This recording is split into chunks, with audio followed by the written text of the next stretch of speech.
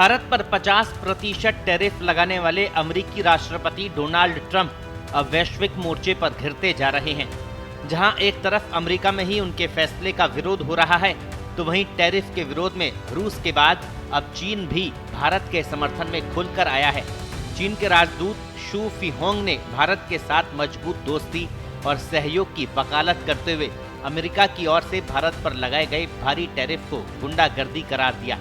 उन्होंने कहा कि अमेरिका ने भारत पर 50% तक का टैरिफ लगाया, इसे और भी बढ़ाने की धमकी दी है, जिसका चीन पुरजोर विरोध करता है। फीहोंग ने कहा कि अमेरिका ने लंबे समय तक मुक्त व्यापार का फायदा उठाया, लेकिन अब वो टैरिफ को हथियार की तरह इस्तेमाल कर रहा है। चुप रहने से इस गुंडागर्दी को और बढ़ावा मिलेगा। चीन भारत के साथ मजबूती से खड़ा है। चीन के राजदूत ने नई दिल्ली में गुरुवार को एक कार्यक्रम में कहा कि भारत और चीन जैसे दो बड़े पड़ोसी देशों के बीच एकता और सहयोग ही विकास का रास्ता है। उन्होंने कहा कि हम दोनों देश एशिया के दो इंजन हैं।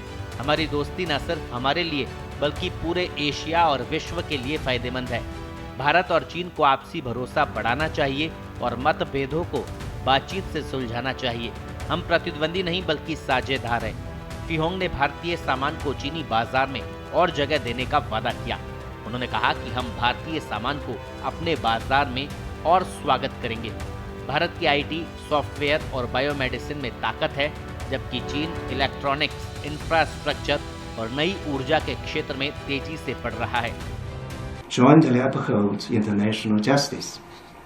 At present, tariff wars and trade wars are disrupting the global economic and trade system. Power politics and the law of the jungle are prevalent, and the international rules and order have suffered severe impacts. The Global South is highly concerned about how China and India can strengthen cooperation and take the lead to help developing countries overcome difficulties and safeguard international fairness and justice. The essence of trade is to complement each other's advantages and achieve mutual. चीनी राजदूत ने वैश्विक हालात पर बात करते हुए कहा कि दुनिया इस समय बड़े बदलाव के दौर से गुजर रही है। उन्होंने कहा कि द्वितीय विश्व युद्ध के बाद अंतर्राष्ट्रीय व्यवस्था में सबसे बड़ा बदलाव हो रहा है।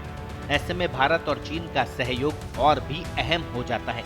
हमें एक समान और व्यवस्थित बहुध्रुवीय दुनिया को बढ़ावा देने की जिम्मेदारी लेनी होगी। फीहोंग ने दोनों देशों के बीच लोगों के आपसी संपर्क को भी बढ़ावा देने की बात कही। उन्होंने बताया कि चीन ने भारतीय तीर्थ यात्रियों के लिए पवित्र पर्वत कैलाश और झील की यात्रा फिर से शुरू की है और भारत ने भी चीनी नागरिकों के लिए पर्यटक वीजा फिर से शुरू कर दिया है। ये कदम दोनों देशों के बीच सांस्कृतिक और जनसंपर्क को मजबूत करने की दिशा में एक बड़ा कदम है। चीन के राजदूत ने भारत और चीन के बीच दोस्ती और सहयोग को वैश्विक स्थिरता के लिए जरूरी बताया। उन्होंने कहा कि दोनों देशों को आपसी विश्वास और बातचीत के जरिए मतभेदों को सुलझाना चाहिए। आपको बता दें, पीएम मोदी ने साफ कर दिया कि भारत किसी भी दबाव के आगे झुकेगा नहीं। किसानों, पशुपालकों के हितों से कभी भी समझौता नहीं होगा। यही वजह है कि रूस ने भारत को तेल खरीद पर और रियायत देने का संकेत दिया और पीएम नरेंद्र मोदी खुद चीन की यात्रा पर जा रहे हैं।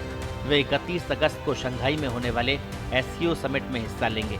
इस दौरान उनकी चीन के राष्ट्रपति शी जिनपिंग से भी मुलाकात हो सकती है। ऐसे में पीएम मोदी चीन यात्रा से ट्रंप को भी बड़ा मैसेज देने की कोशिश करेंगे।